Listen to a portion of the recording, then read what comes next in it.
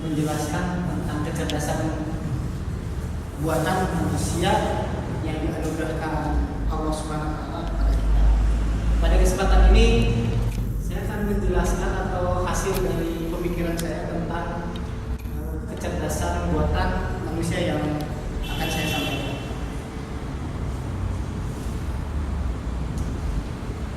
Yang pertama, sebagai dasar, kenapa alat ini atau kecerdasan buatan yang saya ciptakan ini kenapa harus saya buat?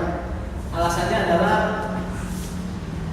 kenapa alat ini dibutuhkan. Yang pertama adalah untuk memudahkan kita dalam berinteraksi dalam kehidupan ataupun dalam berbagai macam kegiatan.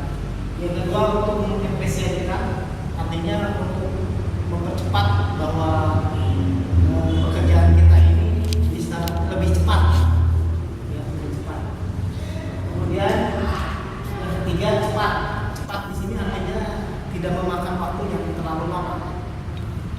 Jadi ini kenapa alat ini saya rancang atau saya buat. Spesifikasi dari alat ini yang pertama adalah adanya auto mesin atau auto ini artinya jadi segala sesuatu itu sudah dirancang sebagaimana pembuatan mesin ini, jadi sudah dipasang secara otomatis di auto mesin ini. Yang kedua ada sensor. Ya, sensor ini semua sensor yang dibutuhkan pada alat tersebut itu ada di dalamnya, jadi sudah include. Kemudian yang ketiga ada komputer chip. Ini komputer chip ini adalah komputer pintar. Jadi di dalamnya ada memberikan perintah, menerima perintah, dan mengakses apa yang kita inginkan di dalam ini. Yang ketiga adanya sistem manajemen program. Manajemen program ini adalah rangkaian sistem yang memang semuanya ini dikendalikan oleh sistem manajemen. Jadi automasi ini, sensor ini, komputer chip ini digerakkan atau diinstruksikan oleh sistem manajemen. Selanjutnya, keunggulan dari alat ini saya ciptakan adalah alat ini tahan air atau tahan dari segala jenis cairan. Ini tahan air. Yang kedua, anti goncangan atau banting. Jadi kalau jatuh itu alat ini masih kuat, kecuali dengan sengaja dilempar dengan tenaga. Yang selanjutnya ringan karena alat yang kita buat, kalau kita buat dengan misalkan beratnya 3 kilo atau sampai 5 kilo kan akan memberikan dampak yang tidak baik untuk pemakaian.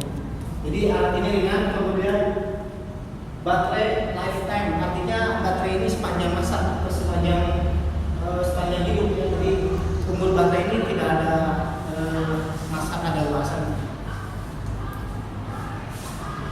Selanjutnya, bahan yang kita buat dari alat ini adalah, yang pertama adalah terbuat dari plastik.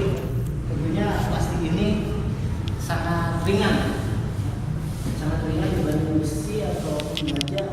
Sorry kalau baja ringan. Selanjutnya karet berfungsi sebagai menahan bantingan atau menahan jatuhnya alat tersebut. Jadi dilindungi oleh karet ini, campuran karet ini. Yang ketiga adalah logam ringan, yang mungkin ini logam ringan ini adalah bahan campuran.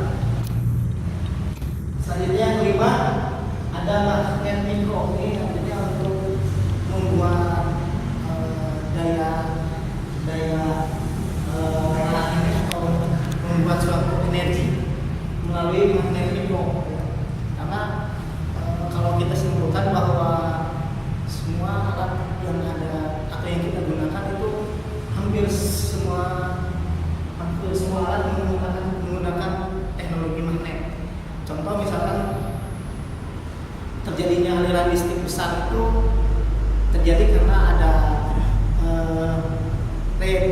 redundasi dari magnet, Maka Setelah reaksi terjadi timbulnya putaran itu menggerakkan turbin, dan turbin menghasilkan dari ini adalah listrik. Jadi magnet ini adalah sebagai sumber daya.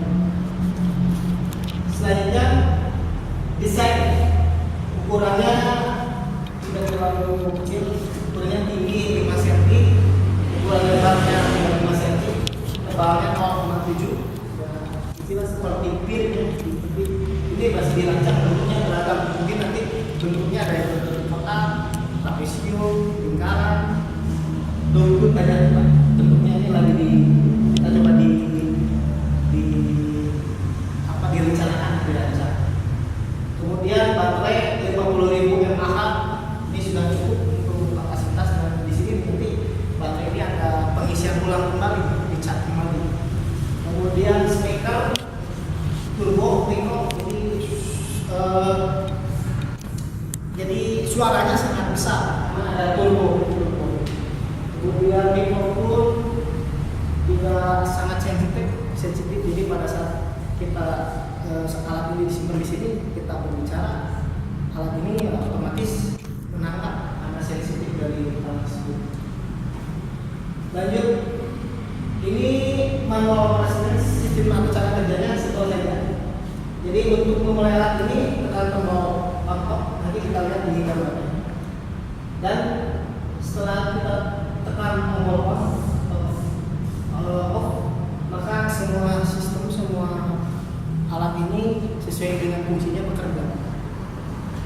Kemudian kegunaan atau fungsi alat. Nah, alatnya diberi nama M11B.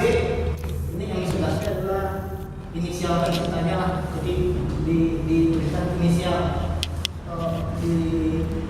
supaya apa namanya? Jadi si penciptanya terkenal. Ya. Ada inisial. Selanjutnya sebagai pengatur waktu jam. Jadi fungsinya ini adalah sebagai pengatur waktu jam. Nanti kita lihat contoh gambarnya. Kemudian mendeteksi tubuh kita atau general check up. Jadi kalau kita misalkan dalam keadaan darah kita rendah, dia akan memberikan informasi si komputer pintar ini bahwa tubuh kita dalam keadaan drop. Kemudian kalau kita dalam keadaan suhu badan tinggi, dia akan memberikan input atau masukan pada pemakainya adalah memberikan peringatan. Selanjutnya sebagai komunikasi itu mobile phone, kalau kita sering kenal adalah handphone. Jadi ini berfungsi sebagai handphone juga. Kemudian selanjutnya terkoneksi internet. Jadi di dalamnya kita bisa browsing, kita bisa mencari informasi, kita bisa menggunakan Google Map, GPS. Jadi semua bisa digunakan. Nah, ini contoh gambarnya. Ini baru rancangannya berbentuk kotak.